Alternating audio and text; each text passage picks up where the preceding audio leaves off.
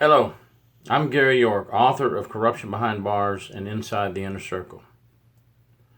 True prison stories of crime and corruption in our American prison system. Today I would like to talk to you about women who become pregnant during visitation at state prisons. Many women have told stories about conceiving their child in the prison visitation center. I have conducted investigations in this area where I've actually talked to women who have gone to visitation and become pregnant. And they've told me how they've done it and the ways it gets done. Some say they do it because their biological clock is ticking and they know their husband has several years to do in prison and it will be too late for them to have a child by the time their husband is out of prison. And therefore, they go to drastic measures to try and become pregnant so that they can have a family with the husband they love who is behind bars. Some women have smuggled out sperm in an attempt to try to become pregnant by their husband, and others have had sex in the visitation bathrooms. And one case I did was in Florida at a correctional institution in Immokalee, Florida called Hendry Correctional Institution. Several visitors in the visitation park from Hendry Correctional Institution were making complaints to the warden that family members were having oral sex and sexual intercourse during visitation. And if any of you are not familiar with how visitation works in the state prisons in Florida, they still have in-person visits in Florida, as do many other states. Not all prisons have gone to video visitation. And in these visitation visits, they're allowed one hug and a quick kiss when they first walk in, and at the end of the visitation, another hug and a quick kiss goodbye. Of course, you need to do more than this to become pregnant.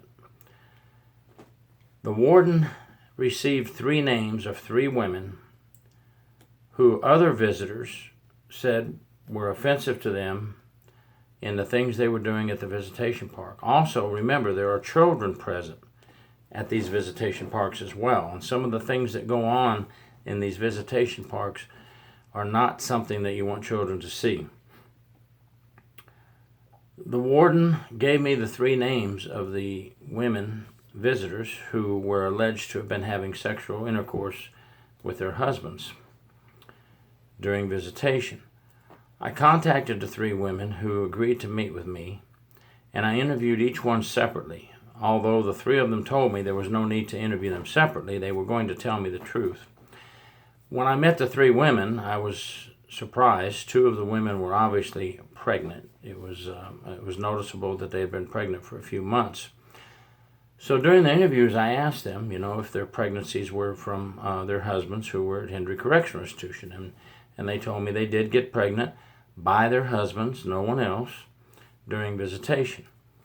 And they had obtained the name of an officer who worked visitation on the weekends at Hendry Correctional Institution, and their husbands had made arrangements with the officer for him to receive money mailed to a P.O. box, and he would be paid to look the other way while they had sex.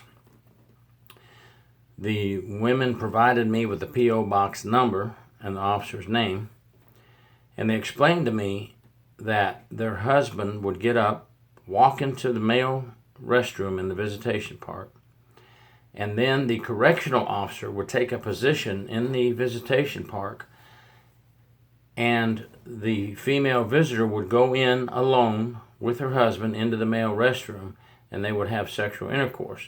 The officer would stand guard and stop anyone from going in to the restroom. And this, although not out in the open, caused enough alarm and alert to other family members visiting that they realized something was going on more than just using the restroom. And that's how the investigation began, through family complaints. The female visitors had explained that they'd had sex several times over a course of several months with their husbands because of this officer blocking or looking out for them while they had sexual intercourse.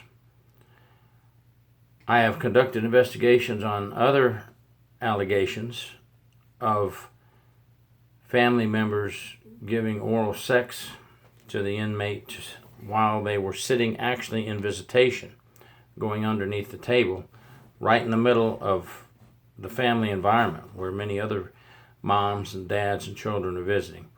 So the visitation park can become a very explicit area if not run properly. Part of the problem is corruption.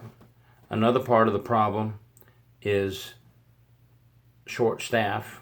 Sometimes there's one, maybe two officers watching the visitation park with 100 people inside the visitation park. And it creates a serious problem and creates a bad environment for people who just want to come, visit their families peacefully from 9 a.m. to 3 p.m. and have a nice family day. But for those women who wish to get pregnant from their husbands behind bars, they will find a way, and the story and example I just gave you is just one of many ways. So keep in mind that we must work harder at the prisons. The wardens and management must work harder, and we must work to keep the prison visitation a safe environment for everyone and not turn it into some type of a conjugal visit, which is not allowed in the state of Florida and many other states. Thank you for listening. I'm Gary York, author of Corruption Behind Bars and Inside the Inner Circle, available on Amazon, Kindle, and also available on corruptionbehindbars.com. Thank you for listening.